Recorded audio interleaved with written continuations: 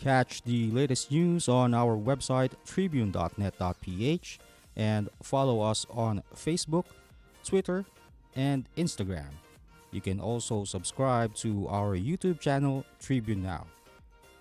The Daily Tribune is one with the nation in facing the COVID-19 crisis, and in line with this, the Daily Tribune digital edition on Press Reader is now available for free online. You can also download the Daily Tribune app on Apple Store for iOS users and Google Play for Android users to get the latest and most comprehensive news online. Daily Tribune is also inviting everyone to join its community Viber Katribu to get updates on the freshest and hottest news and entertainment stories of the day. Tarcito emoticons are also available on our community Viber. Just click on the link in this video to join. This is a fast-moving situation and the needs are evolving every day. Learn how Air 21 is navigating the COVID-19 crisis by reshaping the landscape that defines the future of logistics. And today is Air 21's chairman, Bert, Lina, to discuss the company's sustainable business management that reimagines the supply chain of the future and how today's most promising technologies and their value drivers have been integrated in its operations. Hi, I'm Bert Velasco, your host, and this is Kalingang Katribu.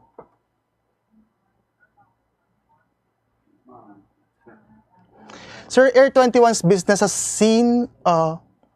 Sorry, cut.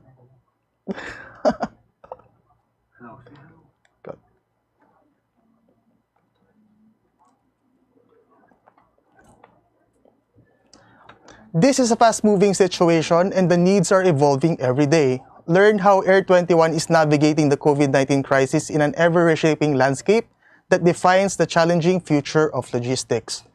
With us today is Air 21 Chairman Bert, Lina, to discuss the company's sustainable business management that reimagines the supply chain of the future and how today's most promising technologies and their value drivers have been integrated in its operations.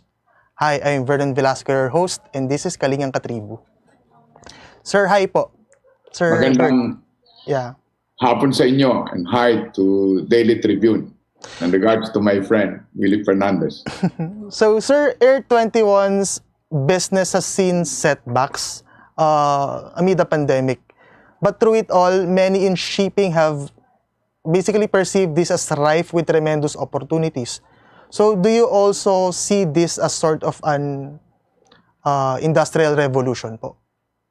Well, we face it as we see it, and then we always accept the challenge. And our company for the 41 years have evolved. And as you all know, currently we are moving the pharmaceutical products in this country close to about 30 to 35%. So with this coming rally of the drugs against COVID or the vaccines, we are getting ready so we could really accelerate and safely deliver the vaccines throughout the country if we are called upon to serve. What may be the challenges, sir, in delivering these vaccines po, if ever this happens next year? Well, as you all know, we are in touch with our partners in the United States and in China, and even some parts of Europe. And we are preparing really what are the requirements in our country.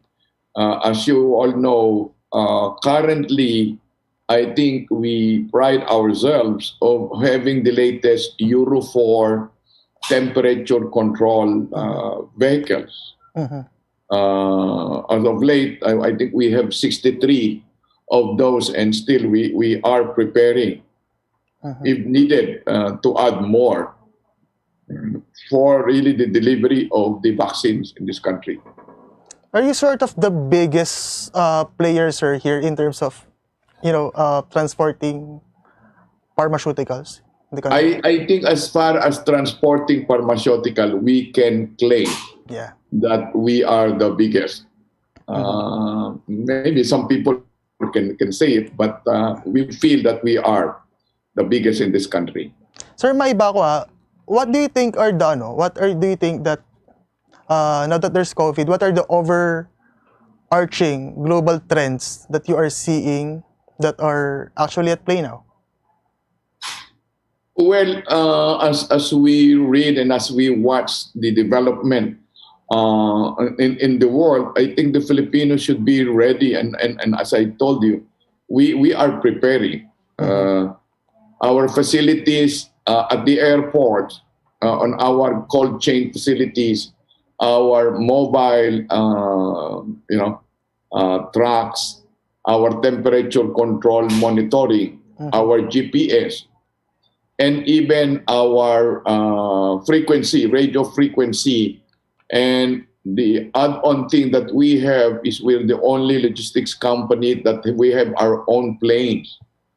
We have a plane that can land on 800 meters runway.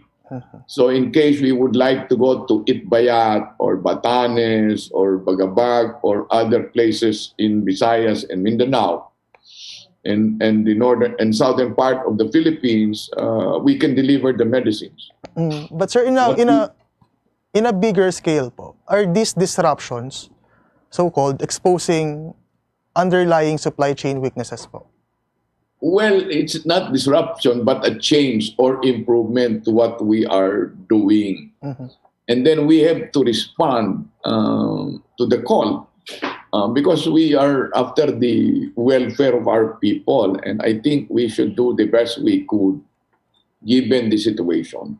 I was wondering, Bert, when the technologies weren't as ripe as they were back then, would the supply chain be able to handle this disaster 10 years ago, say? I think the Filipinos are very resilient, and whatever it takes, we will be able to respond. Because during the time of Yolanda in 2013, our company was able to respond.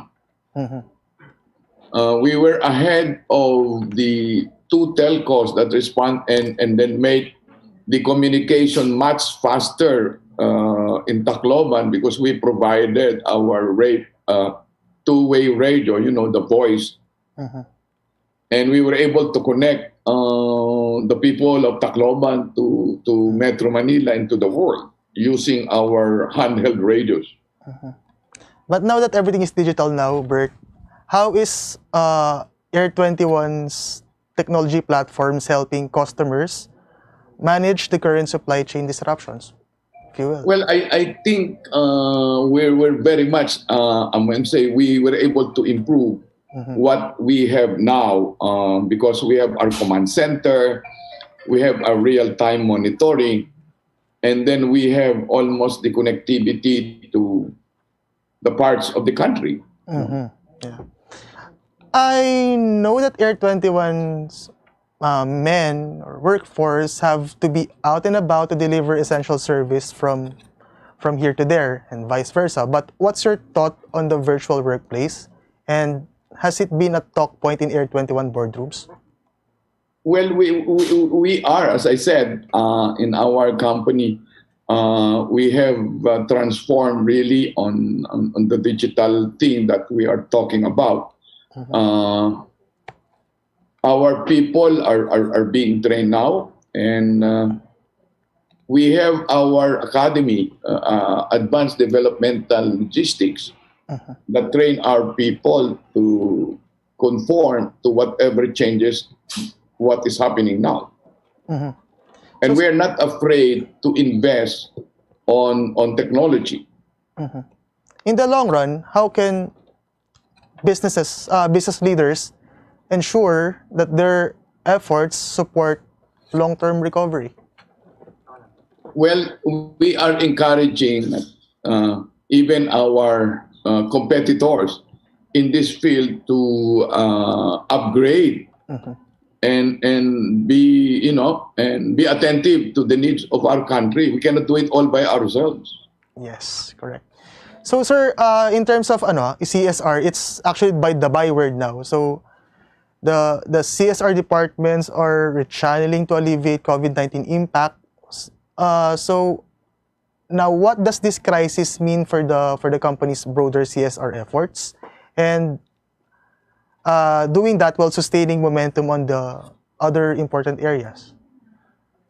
Well, as you all know, Air 21 is also part of the Lina group of companies. And as far as CSR is concerned, we do our part aside from delivering medicines and donations and you name it. We have one company called Integrated Waste Management that donated the use of portable toilets in all the checkpoints in Metro Manila. So we were able to at least, help our frontliners maintain health during their watch on the checkpoints and even travelers to use the portable toilets. In other news, COVID-19 time for many companies is also basically high time to make amends with the environment by offsetting their emissions, sir.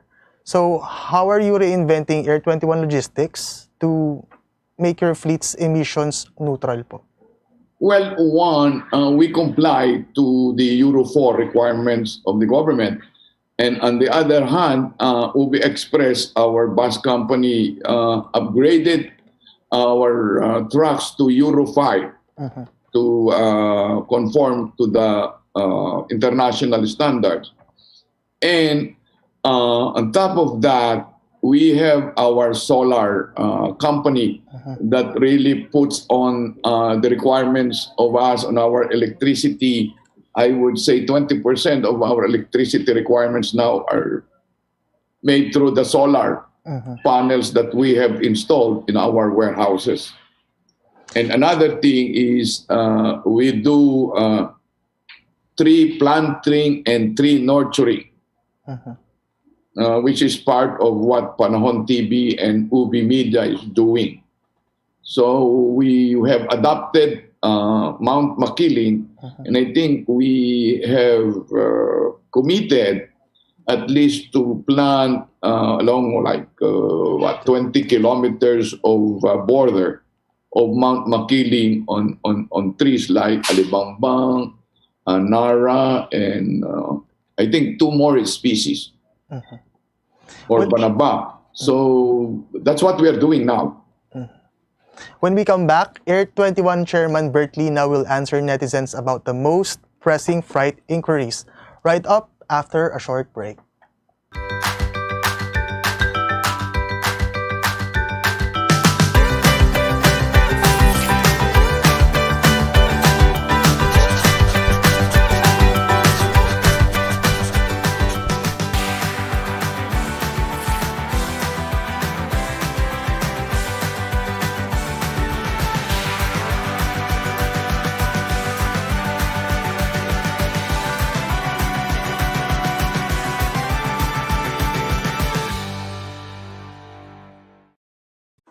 Viber is the free and secure way to connect with friends and family anywhere. Send messages and make phone and video calls for free. Download Viber now.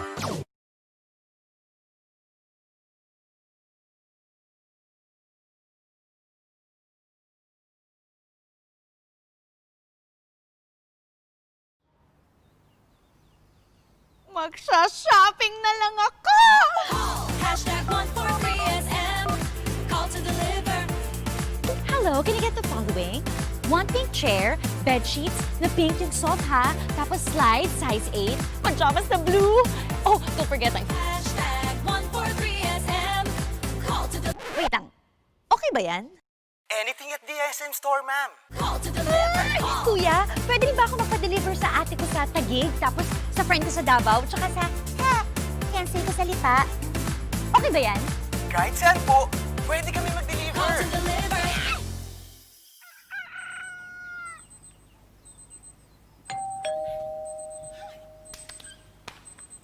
Call. Hashtag 143SM. Call to deliver. Hashtag 143SM. Call to deliver. Call. Hashtag 143SM. Hashtag 143SM. Call to deliver. Call na rin kayo. Call to deliver. And we're back. Sir Bert, we have questions from the netizens in the mailbox. So, this is from JC Ventura. So, what are the balikbayan boxes sending guidelines po? Well, as you all know, we were part of the approval of the CMTA, Customs Modernization and Tariff Act. So, people can send not only balikbayan, but goods to our country. Duty and tax-free, the value is 10,000 and below. So on the balikbayan box, if they're sending balikbayan boxes, they can send that goods provided the value is 10,000 and below. However, there's another provision also there that balikbayan, if they've stayed in, I think, 5 years or 1 year, 5 years, and 10 years, there are equivalent duty and tax. The biggest of which is if you have stayed abroad and worked there, I think you can send value of goods is about 450,000 pesos, duty and tax-free. This is from Justice Maranya. Saan pinakamalaki ang volume galing ang mga pinapadala, sir? Saan pinakamalaking volume galing ang mga pinapadala, basically? Maraming klaseng tanong dyan. Ano yung volume ng balikbayan? Mas marami sa US at saka sa Middle East. So, Saka yun din, marami na rin dumadating sa Hong Kong. Kasi at saka Singapore. Kasi sa Hong Kong, yung ating mga kababayan doon, iniipon nila pagka at Saturday or Sunday, pag off nila, nagkukan sila, sa shopping, tapos may mga balikbayan tayo, mga logistics forwarder doon lang iniipon, meron silang isang box, hanggang sa makaipon sila ng box, tapos papadala dito sa Pilipinas. Still from Justice, are they still expecting the volume to be sustained this year in light of the COVID-19, sir? Hindi ko alam na masyado ngayon because I'm not in the front lines now of customs. Unlike before, remember, I used to be the Commissioner of Customs. So, palagay ko, marami pa rin nagpapadala mga Pilipino kasi marami pa rin tayong mga kababayan na nasa abroad. And natural yung pagpapadala sa atin pagdating ng lalo na pagdating ng Pasko, di ba? So hopefully kung nabawasan man, hindi naman siguro ganong kalaki. Reste Ocampo, anong month nagsisimula ang pagdagsa ng mga padala? Nagsisimula yan mga November pa lamang dumadagsa na.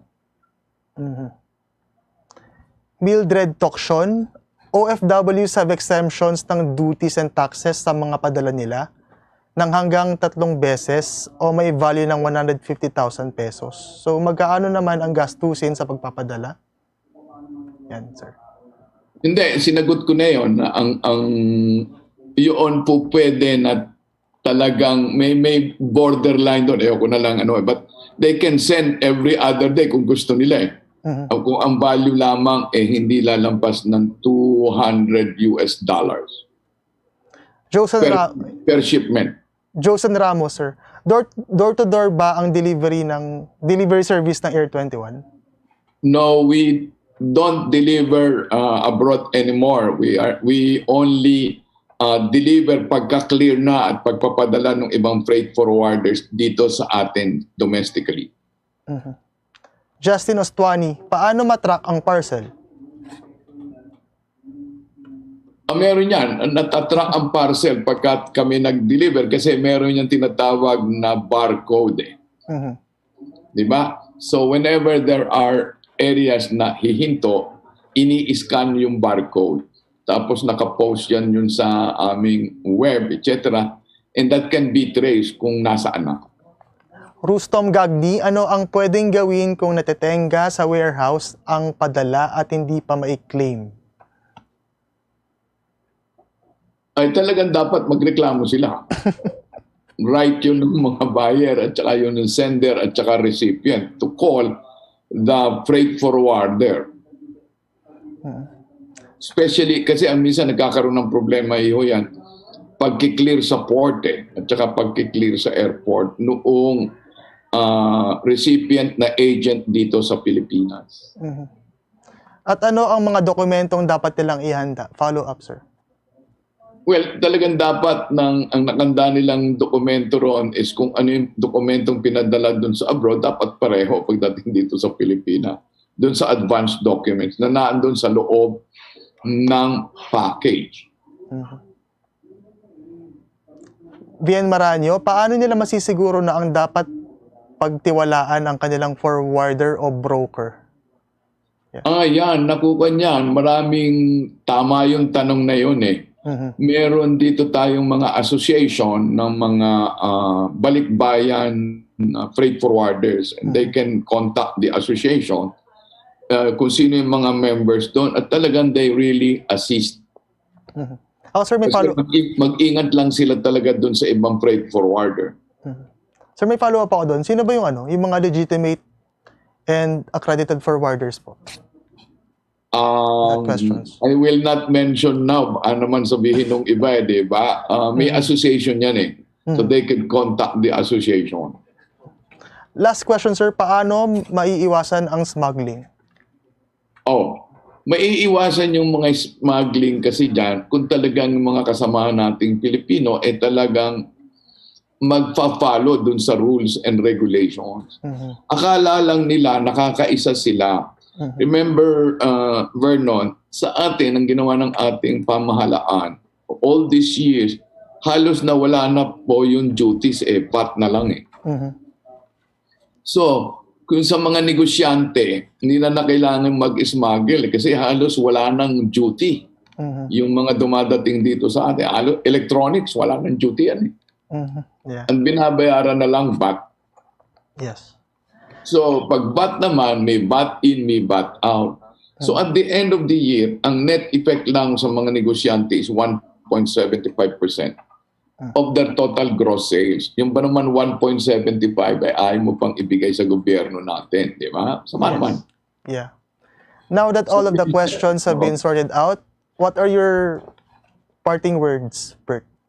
Yan sa akin, dito sa atin, sana na mangyari na mapabilis na ang pagdating ng mga vaccines na para lang talaga yung ating mga kababayan magkaroon ng psychological na yun para tayo maka-move forward.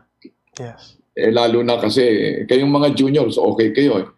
Kami mga seniors, medyo quarantine kami. Di ba? So, we would like also to move the same as you are moving.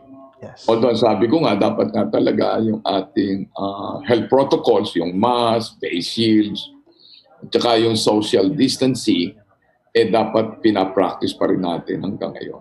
And then the other thing that we would like to say is talagang sundan natin yung protocols ng DOH, ng DNR, paano itatapon yung mga face mask, paano itatapon yung mga PPEs. Kasi yun ang isa sa mga nangyayari dito sa atin, medyo kulang ng attention to the details. Very well said. Thank you, Bert, for joining us on the show. Maraming salamat sa Daily Tribune. Tsaka yung inyong, Kalingang Tribu. Kalingang Katribu po. Yeah, sir. Kalingang Katribu, it's a very nice, bannerhead. Nagkakalinga kayo ng inyong katribo. You take care of your tribe. Yeah. Thank you, sir. Yeah. Thank you and God bless to Daily Tribune and to you, Vernon, and the people behind Thank you po. Daily Tribune. Maraming salamat. Thank you po. Bert, Lina, Chairman of Air 21. And that's it for Kalingang Katribu. I'm your host, Vernon Velasco. Good afternoon.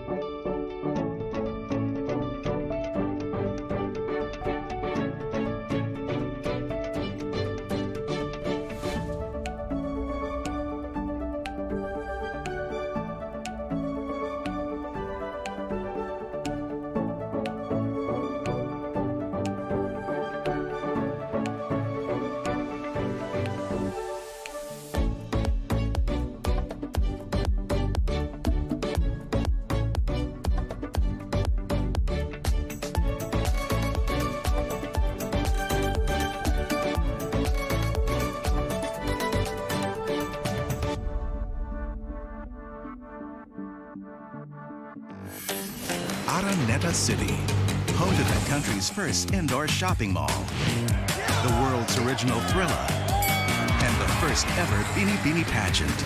Now a place for your first win, your first catch, your first home, your first big break, your first date, and even your first love. Araneta City, the city of firsts. Bilang bagong mag-asawa, sabay kaming natututo sa buhay. Sabay rin namin inaaral ng mga bayarin sa bahay. Kahit kami, nagtaka sa biglang laki ng electricity bill namin. Huwag pong mangambang maputulan. Sinisigurado ng Meralco na walang disconnection hanggang September. Estimated bills lang ang natanggap natin ng March, April, at para sa ilan, May. Dahil sa lockdown, isang tabi to para hindi na maguluhan. Ang May o June ay actual meter reading na. Kung May, nagka-actual reading, ibabawas dito ang huling reading bago mag-ECQ. Yan lang po ang ating babayaran hanggang 3 buwang konsumo. Kung estimated reading sa May at June nagka-actual reading, ibabawas din dito ang huling reading bago mag-ECQ. Yan lang po ang ating babayaran. Hanggang 4 na buwang konsumo, walang labis. Tandaan, kung ano lang na konsumo, Yun lang ang babayaran. ako po si Mateo G. At ako naman po si Sarah G. G? G! Good morning, sir. How may I help you? Bakit kailangan ko pang pumunta sa bangko? Oo nga naman, sir. Ba't kailangan pong pumunta sa bangko? Why not get a UB app so you can do all these without going to the bank? Bank the way you live. Union Bank.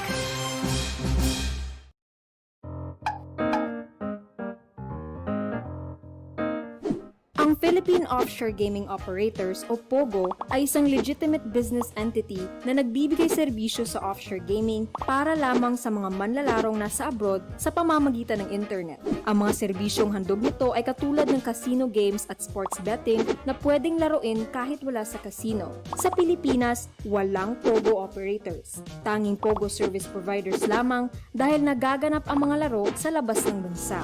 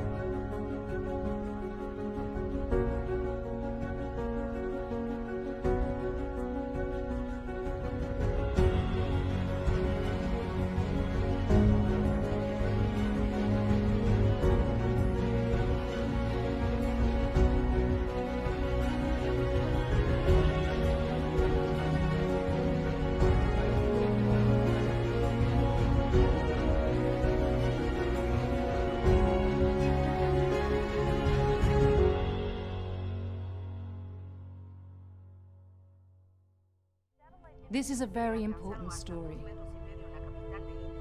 The important story. Pictures and stories. Today, we feel the weight of history on our shoulders. The way we have been moving leads nowhere. We need to change course. Since the United Nations was founded, the human race has never had to face a set of challenges like we do right now. But together, we can overcome them.